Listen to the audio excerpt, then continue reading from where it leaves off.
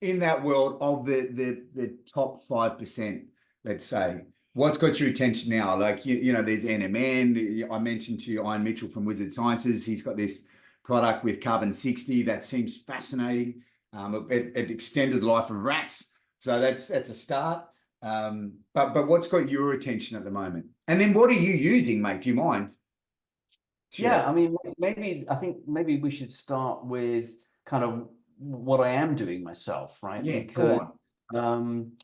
well, first of all, let's talk about medication, right? So there are some people that are medicated because obviously they need to look after themselves. And I found out that through a clinic visit to a longevity clinic, this is Healthy Longevity Center in Florida, that I have what's called microvascular disease, which is a precursor to cardiovascular disease, which is basically the very, very fine veins in my body are starting to clog up with plaque.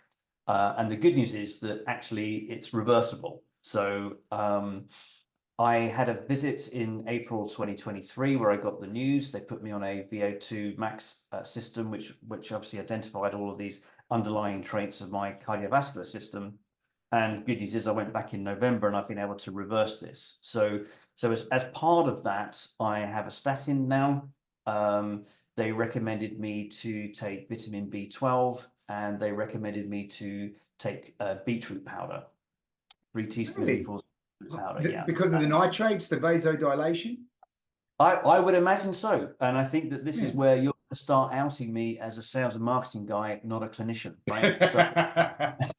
So there are absolute times where I just do as I'm told by Fair enough, mate. Yeah. Know what I'm doing. And candidly, that's a very, very, very important part of all of this because actually it is really complicated.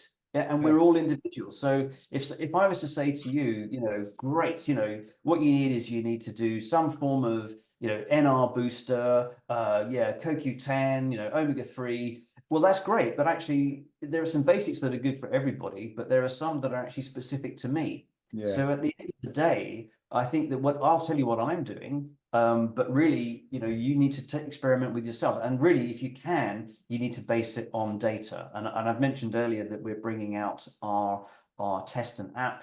The app will give you indications as to where you're deficient in vitamins and what vitamins are good for you and what supplements you could be taking. And that's data with the strategy, mate. More data with the strategy. Yep. Yeah. So I can't remember where I got to, but I had another from the test. It showed me that my omega-3 was low and vitamin D was low. So I've added those back into my supplement stack. So I take I do take NMN. So I take NMN at the moment. I take omega-3, CoQ10. I take alpha lipoic acid. I have glutathione. I told you my wife. Glutathione's an interesting one. Are you taking glutathione because you had a DNA test that said it's a good idea if you take glutathione, or are you taking glutathione because we live in a polluted world and potentially my body's using the glutathione that it would usually use to keep me healthy to fight the pollution? Why are you taking glutathione? Sorry to jump in like that. But that's because I'm the one that I think about. Because the tests told me to. Okay, fair enough. That's a great answer. Really, I think this is a very important part of the user journey. So, with our app and test, you get a ton of data. You get a lot of really, really helpful insights and guidance through the app as to, what you should be doing and what you shouldn't be doing. But I have to admit that it is still quite challenging to look at all of this information, not to go cross-eyed and think, well, okay, what I actually have I got to do?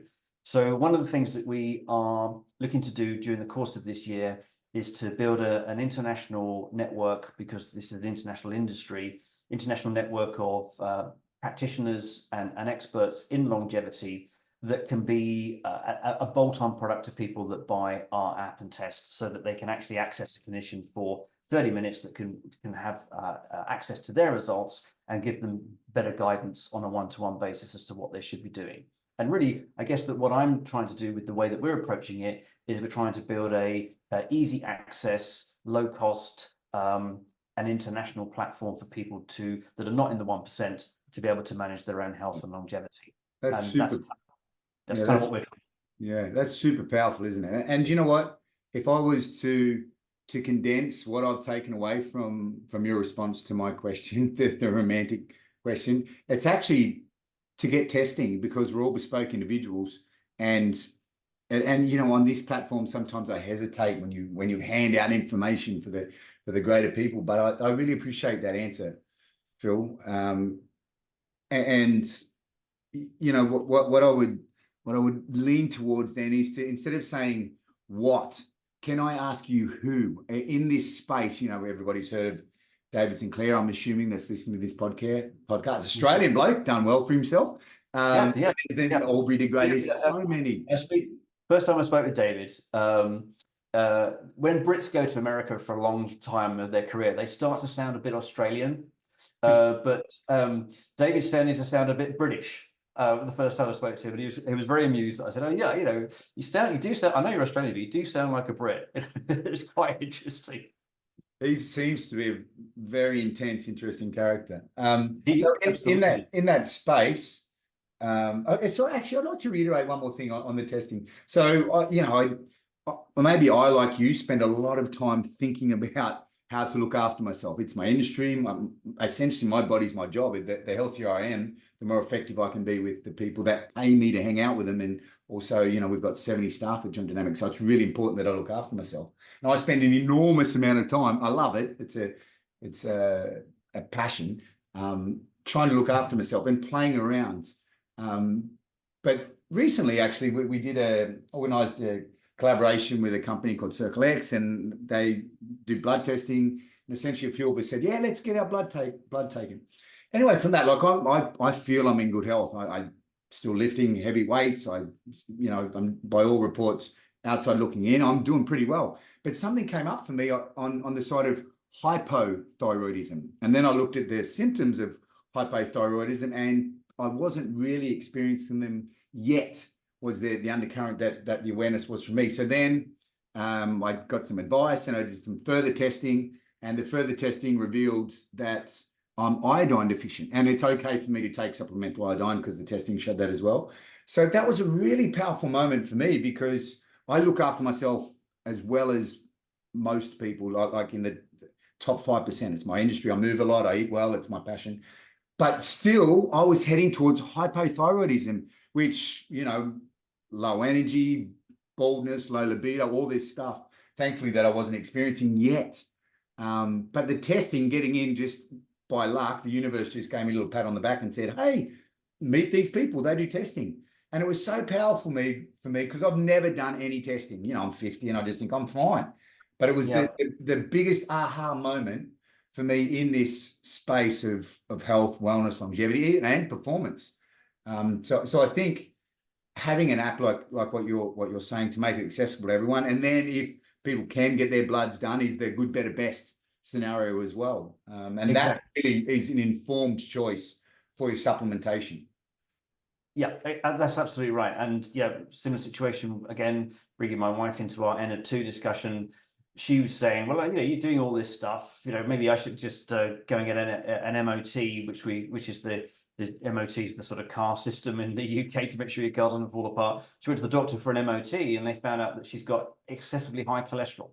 Now, unless she'd actually proactively gone to the doctor and asked for a blood test to be done, she would never have found that out. And of course, she might have found that out in a context of a horrible cardiac event, you know, in her life. So, you know, I think that beyond what we've been talking about, and we're going through these layers of the discussion, I don't know whether it's been able to be followed by the people that are watching and listening to this, but really at the end of the day, you know, you go from diet, sleep, exercise, alcohol.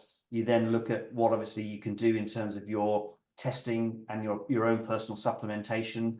Don't take supplements because somebody says, my friend's taking this, it's great, they love it. Yes, you can, but it might actually not be doing you any good, right? So you need to be in a position where you understand what your supplementation might be, above and beyond eating very good food, you know, a good balance of all the things, carbs, proteins, etc. So the layer beyond that, of course, is then starting to look at your bloods, and you need professionals to then be able to interpret those, 3-page reports that you get full of figures. Unless you're a trained professional, how on earth are you going to be able to understand whether something's good, bad, or otherwise? And that's really why the clinical layer in the longevity industry, which is formulating now, it's happening, but it's still very, very early stage, is such an important platform for what's going to come down the line. So really, at the end of the day, if you go, my GP, my general practitioner, is fascinated because I come back from these trips to these longevity clinics, which, frankly, they're amazing, but they're not cheap. So they're, you're moving closer to the 1% in the context of affording these clinics. But, because of my status in the industry, they want me to go and experience it and report on it, which is great. And I've benefited from that. My GP is fascinated. She's really interested in all this stuff, but she hasn't got the time or the bandwidth to think about it for all of the patients that are under her management. But of course, in the future, the education of clinicians coming through, whether it's from med school or people that are already in the industry, the concept of longevity, mitigating those diseases of aging and so forth, the preventative approach is something that's going to become much more prevalent. And the development of the clinical layer is something that's happening in the industry, but it will need to mature, and it will need to get to the status that other specialisms in clinical practice are certified and underwritten by. And that again, as I say, it's happening, but it's got to take time to get that to a pan industry perspective of it being in people's minds. And I find that really the things that are going to come down the line from the biotech side, which is what we were talking about, this is the longevity next piece. So the longevity now. Oh, thank you for doing that, mate. Yeah, I'm sorry. My mind is so all over the place. Thank you. So the longevity next stuff, the stuff that's going to be, that is currently perhaps in phase 2 clinical trials, and maybe perhaps if it's successful, maybe 5 years from being available to deploy through the healthcare system. Of course, again, the existing healthcare system and the people that are being trained coming into it, they need to be aware of what's happening, right? So, of course, what happened with the GLP-1s and Ozempic and so on is, of course, you've got people going, I want this drug, and of course, people are getting prescribed these drugs in the grey market, as well as obviously those people that need the drugs. Sometimes those people that need the drugs for diabetes can't get them because there's too many other people taking the supply of the country. So you can see that there's a maturity that's required to the healthcare infrastructure and the prescribing infrastructure of healthcare systems to be ready for what's coming down the line with these longevity therapeutics.